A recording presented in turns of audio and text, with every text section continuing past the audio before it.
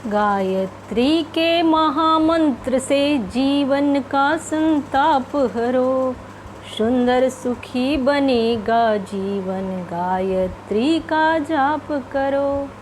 ओम भूर्भुवः स्वः तत्सवितुर्वरेण्यं, भर्गो देवस्य धीमहि धियो यो न प्रचोदयात्। बोलिए परम पूज्य गुरुदेव की वेद मूर्ति तपोनिष्ठ हमारे गुरुदेव श्री राम शर्माचार्य जी ने गायत्री मंत्र को जन जन तक पहुँचाया, और इसके चालीसे के 2 पंक्तियों में ही गायत्री मंत्र का पूरा सार छुपा हुआ है कि इसको महामंत्र क्यों कहा जाता है। अक्षर 24 परम पुनीता, इनमें बसे शास्त्र सुत गीता। गायत्री मंत्र में सभी शास्त्रों और गीता का सारा महात्म इस 24 अक्षर गायत्री मंत्र में ही है। तो आप गायत्री मंत्र का नित्य प्रतिदिन जप करें। जय श्री हरि। आज आप लोगों को मैं 2 लाइनों के माध्यम से सत्संग की महिमा से अवगत कराऊंगी।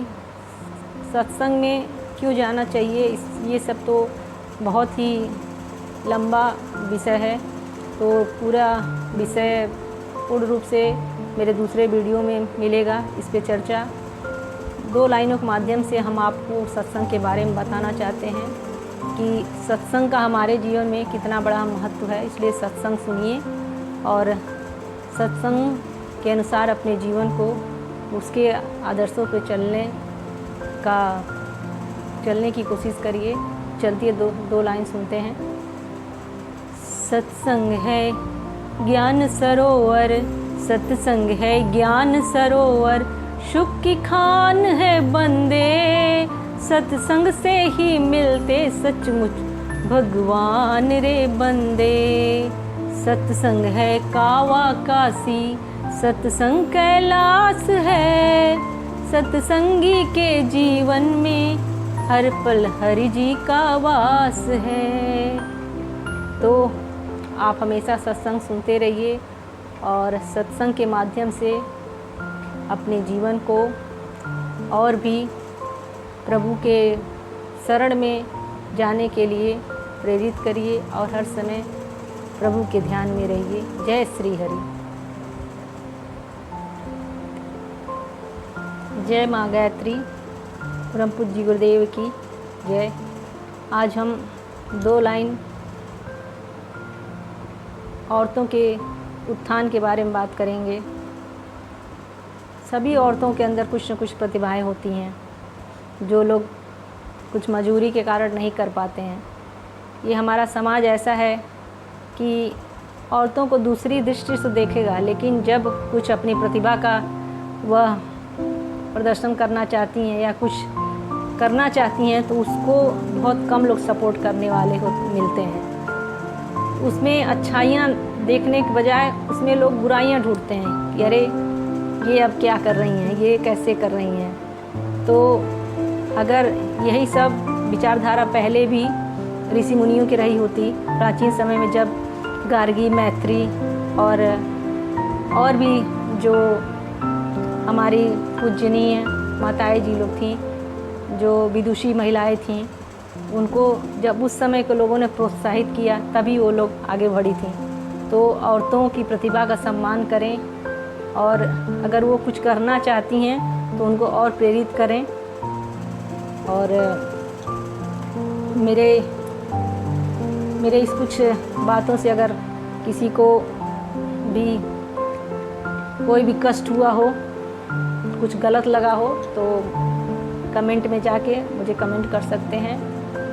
मैंने ऐसा कुछ सुना तो मेरे मन में विचार आया कि मुझे अपनी बातें आप लोगों से शेयर करनी चाहिए।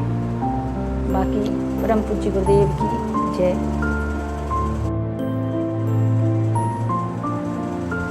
जेहि विधि होई नाथ हित मोरा, करहु सुबेगी दास में तोरा।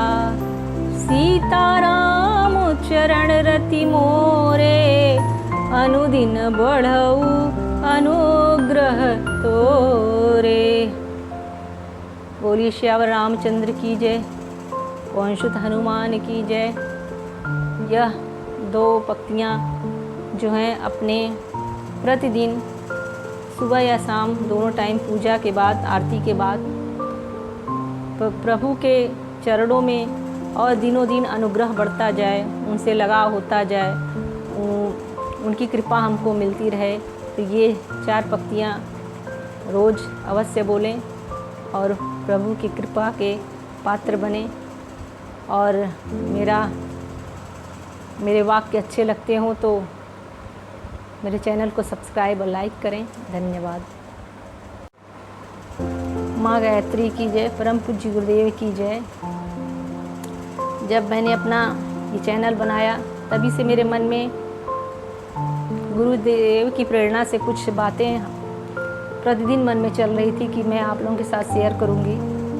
जैसे कि आजकल स्टेटस लगाना और स्टेटस देखना दोनों का है बड़ा ही क्रेज़ हो गया है सबको। बहुत मतलब इस समय ट्रेंडिंग में चल रहा है स्टेटस देखने के लिए लोग, और स्टेटस लगाने के लिए जैसे सुबह का टाइम इंतज़ार करते हैं। कुछ लोग तो मान लीजिए प्रभु का स्टेटस हमेशा लगाते हैं तो उससे और भी वातावरण जो है हरिमय हो जाता है, प्रभुमय हो जाता है। लेकिन कुछ लोग कहीं दुख के वातावरण में भी जाते हैं तो उसको भी स्टेटस लगा देते हैं। तो हम जब किसी को खुश नहीं कर सकते तो औरों को दुख देने का हमको क्या हक है। तो जो है कि स्टेटस हमेशा ऐसा लगाएं जिससे कुछ किसी का और भी जीवन जो है अच्छा बन सके, और हो सके स्टेटस के माध्यम से जहाँ तक हो सके हम समाज में अच्छाई फैलाएं, न कि बुराई। जैसे स्टेटस जब भी लगाएं तो उसका सोचें कि अगले के मन पे और दिमाग पे क्या प्रभाव पड़ेगा। इसलिए हमेशा स्टेटस लगाते समय कुछ समय विचार करें तब जाके स्टेटस लगाएं। जय गुरुदेव।